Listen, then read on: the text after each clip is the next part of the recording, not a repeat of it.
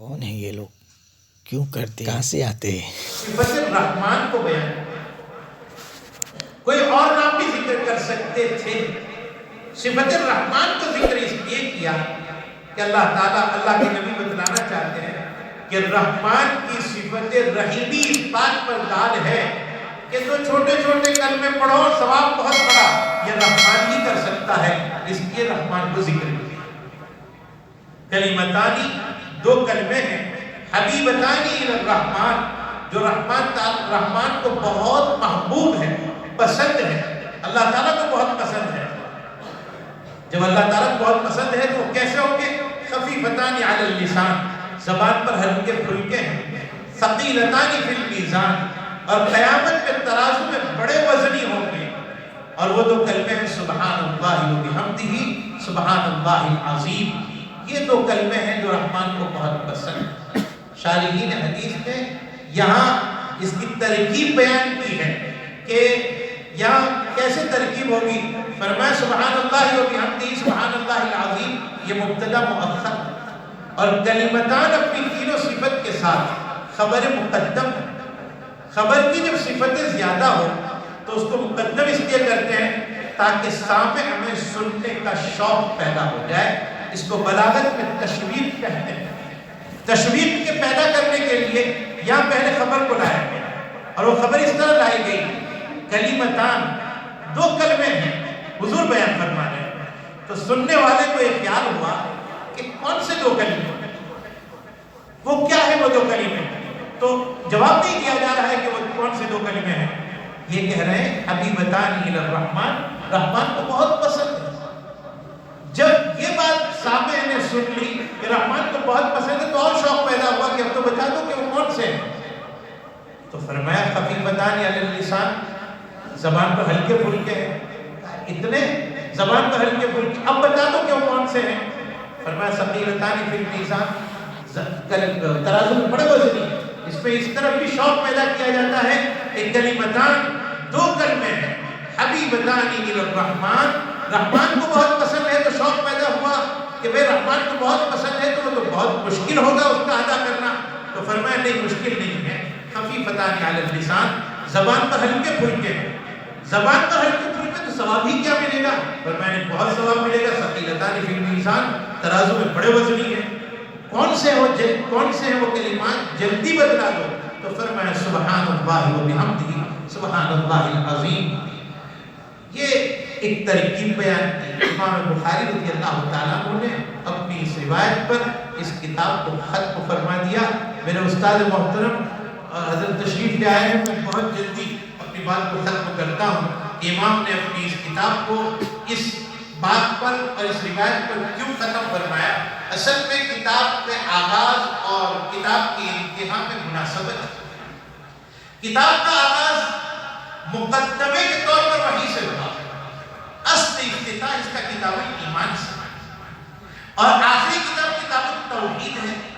ایمان اور توحید دونوں ایک ہی چیز ہے، لہذا ایمان سے شروع کیا اور ایمان کے اہم مسائل توحید پر کتاب کو ختم کیا، یہ مناسبت ہے۔ دوسری چیز کہ پہلا باب قائم کیا تھا، باب کیف کان بدء الوحی، اور آخری باب ہے ونضع الموازین القسط۔ دونوں میں مناسبت یہ ہے کہ اصل میں اللہ کا پہلا تعارف وحی کے ذریعے سے ہوتا ہے۔ اللہ ہے کہ تعارف وحی کے ذریعے سے ہوتا ہے، نبی پر وحی اتری اور نبی نے ہمیں بتلایا کہ اللہ ہے اور وہ ایک ہے۔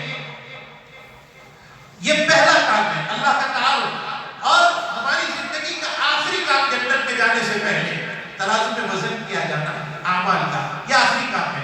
تو شروع میں پہلی چیز کو بیان کیا، انتہا میں آخری چیز کو بیان کیا، اور پھر پہلی روایت نیت کی ہے، اعمال صالحہ کے بارے میں، انما الاعمال بالنیات، اور آخری روایت وزن کی لائے جس میں ادھر اشارہ کر دیا کہ اللہ تعالیٰ نے جو کام لیا ہے امام بخاری سے، امام بخاری رحمۃ اللہ علیہ فرمانا چاہتے ہیں کہ قیامت کے دن اپنے اعمال کا ترازو میں وزن بڑھانے کے لیے اپنے اندر اخلاص پیدا کیا، اس سے پہلے اخلاص کا ہے اور آخر میں عمل کا وزن کرنے کا باب ہے۔ اور پھر پہلی روایت احمد حمیدی کی ہے اور آخری روایت احمد ابن اشتاب کی ہے، دونوں کا مادہ حمد سے شروع کیا اور حمد پر ختم کیا۔ ادھر اشارہ ہے للہ الحمد فی الاولی والآخرہ، اللہ کی تعریف پہلے بھی ہونی چاہیے اور اللہ کی تعریف اخیر میں بھی ہونی چاہیے، تو اللہ تعالیٰ کام میں حسن پیدا فرمائیں گے۔ اور پہلی روایت حضرت عمر بن الخطاب کی ہے اور آخری روایت ابو ہریرہ رضی اللہ تعالیٰ عنہ کی ہے، اور دونوں مہاجر ہیں۔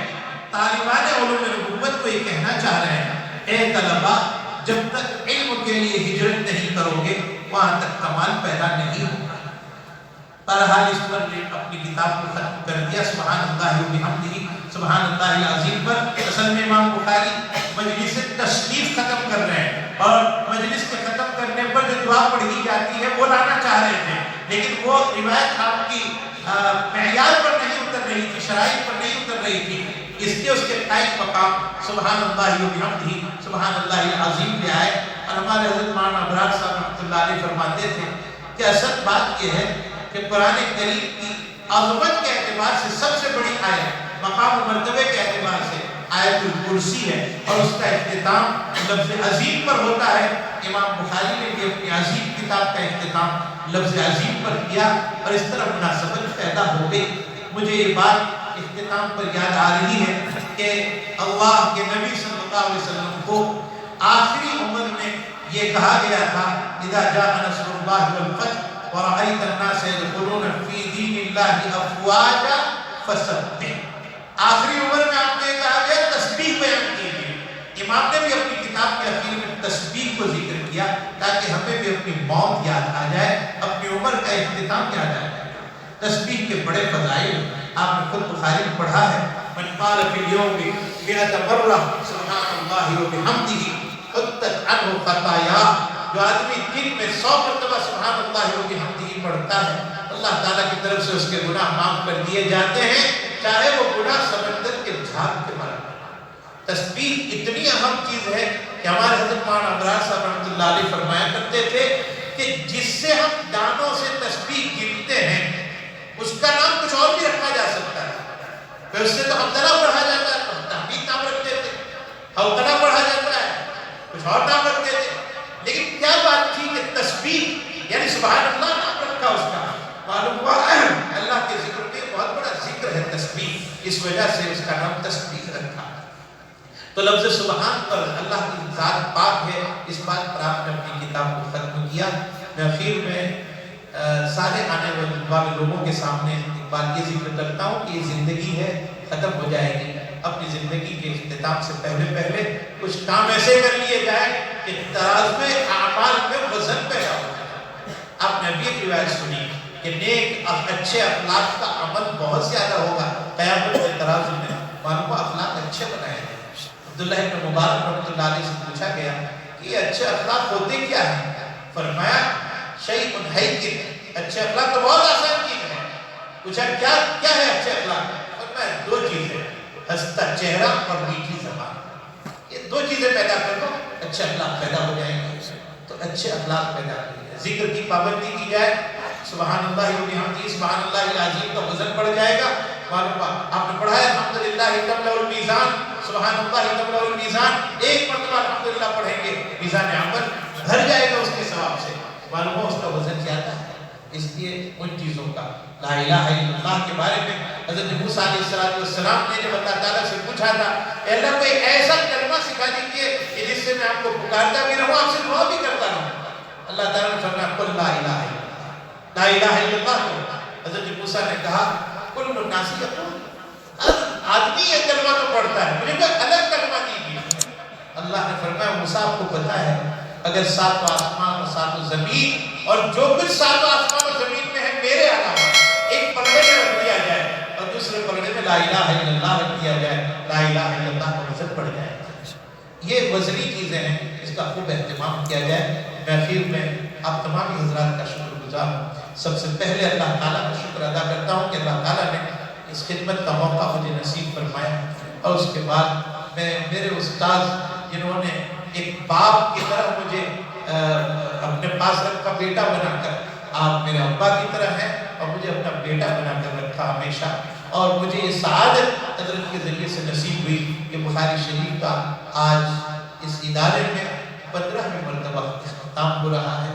اللہ رب العزت سے میں صرف دعا کر سکتا ہوں، ہمارے پاس دینے کے لیے کچھ نہیں ہے، بس یہی ہے کہ اللہ تعالیٰ آپ کو جزائے خیر عطا فرمائے اور آپ کو عمر نور نصیب فرمائے۔ امت میں جتنا کام آپ نے کیا ہے حضرت والا نے، اللہ تعالیٰ اور اس سے زیادہ کام نے۔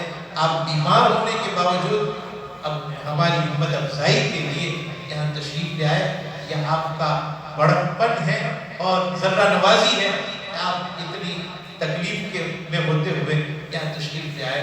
میں اپنی گفتگو کو ختم کرتا ہوں۔ اللہ رب العزت ہمارے اس پہ بیٹھنے کو قبول فرمائے، حضرت کی آمد کو بھی ہمارے قبول فرمائے۔ اب میں انشاءاللہ حضرت کے بیان سے پہلے حضرت آپ کی چھوٹی سی ہے، وہ اسی عنوان کی ہے کہ اس عنوان پر آپ کے سامنے ابھی باتیں کی گئی وہ پیش ہوگی۔ ہمارے مولوی فیضان صلی اللہ علیہ وسلم پیش کریں گے، اس کے بعد حضرت کا خطاب ہوگا، پھر نکاح بھی ہوگا انشاءاللہ۔